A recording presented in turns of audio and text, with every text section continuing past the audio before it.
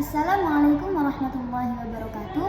Saya Husnaya Dwi Damayanti Dan saya Najwa Kaila Kamila. Kami di sini akan menjelaskan tentang memahami Al-Quran.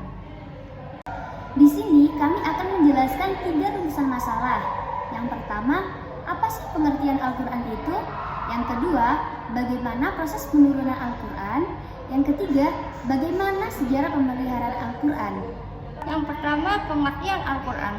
Pengertian Al-Quran menurut Kamus Besar Bahasa Indonesia adalah kitab suci umat Islam yang berisi firman Allah yang diturunkan kepada Nabi Muhammad SAW dengan perantara malaikat Jibril untuk dibaca, dipahami, dan diamalkan sebagai petunjuk atau pedoman hidup bagi umat manusia. Menurut Subaihi As-Sholeh mendefinisikan Al-Quran adalah kalam Allah, suatu mukjizat yang diturunkan kepada Nabi Muhammad dan ditulis dalam mushaf serta diriwayatkan secara mutawatir yang termasuk membacanya adalah ibadah.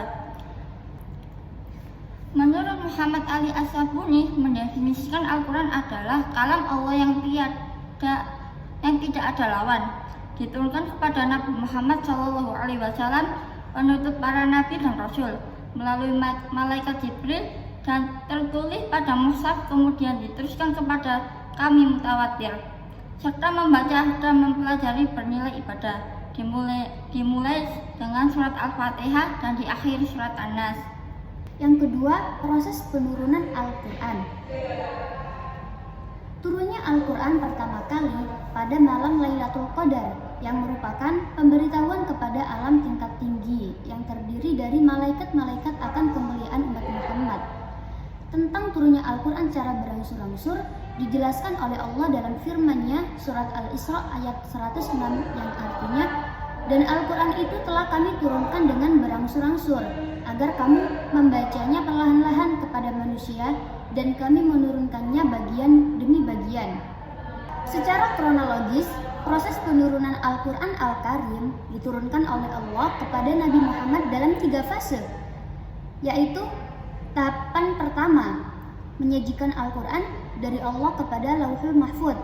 Artinya, sebelum Al-Quran diturunkan kepada utusan Allah yaitu Nabi Muhammad, Al-Quran pertama disampaikan ke Lauhul Mahfuz, yaitu suatu tempat lembaran terpelihara di mana Al-Quran pertama kali ditulis pada lembaran tersebut.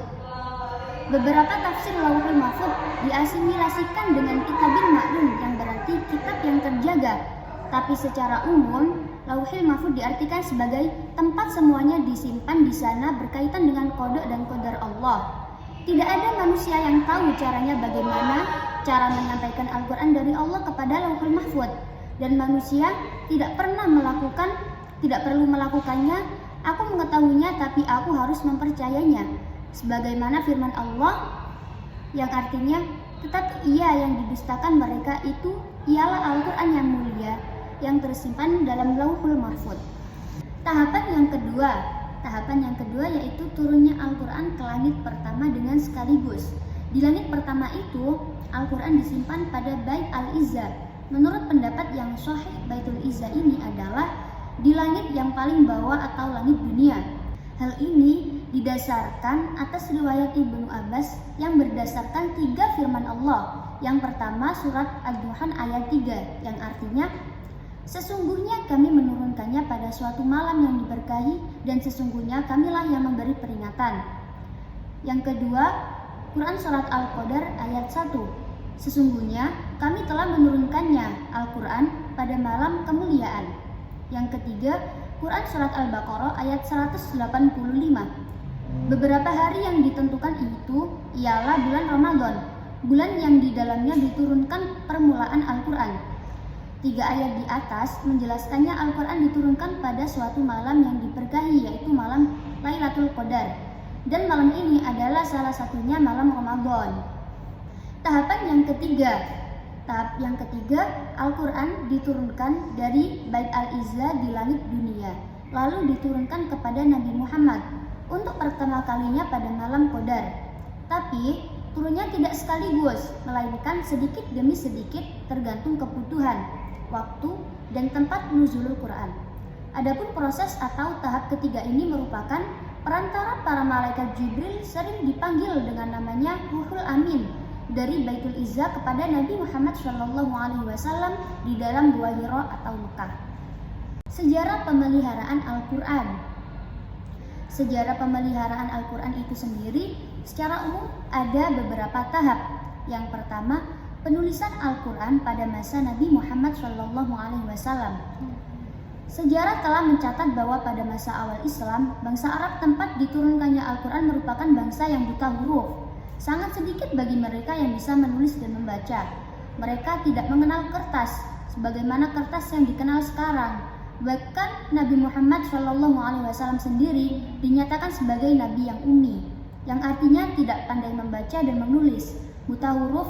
Bangsa Arab yang itu dan keummian Nabi Muhammad disebutkan secara jelas dalam ayat 2 surat Al-Jumu'ah Al-Quran, yaitu Walladzi ba'atha fil ummiyina rasulan minhum yaslu 'alaihim ayatihi wa yuzakkihim wa yu'allimuhumul kitaba wal hikmah wa in kanu min qablu lafi dhalalin mubin.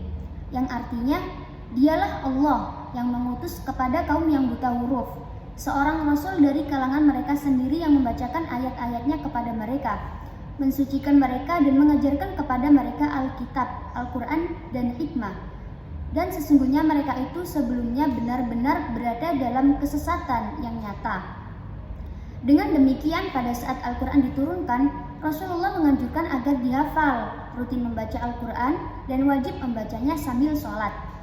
Yang kedua, pengumpulan Al-Quran pada masa Abu Bakar As-Siddiq. Setelah Rasulullah wafat, para sahabat baik dari kalangan Ansar maupun Muhajirin sepakat mengangkat Abu Bakar As-Siddiq sebagai khalifah bagi kaum muslimin.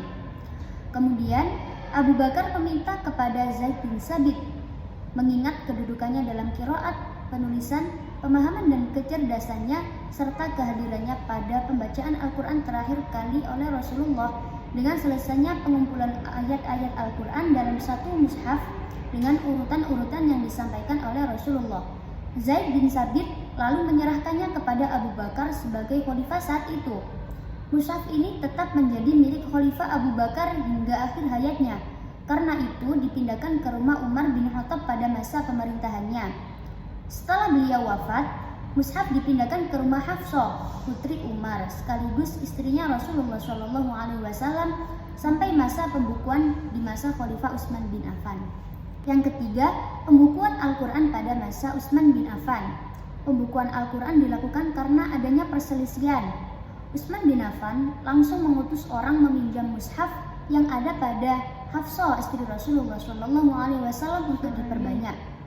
Utsman bin Affan juga membentuk panitia penyalin Al-Quran yang diketuai oleh Zaid bin Sabit dengan 3 orang anggotanya, masing-masing Abdullah bin Zubair, Sa'id bin Al-As, Abdul Ar-Rahman bin Al-Haris bin Hisham. Tugas panitia ini ialah membukukan Al-Quran, yakni menyalin lembaran-lembaran yang telah dikumpulkan pada masa Abu Bakar menjadi beberapa mushaf. Demikian penjelasan dari kami tentang memahami Al-Quran. Jika ada kesalahan mohon dimaafkan. Wassalamualaikum warahmatullahi wabarakatuh.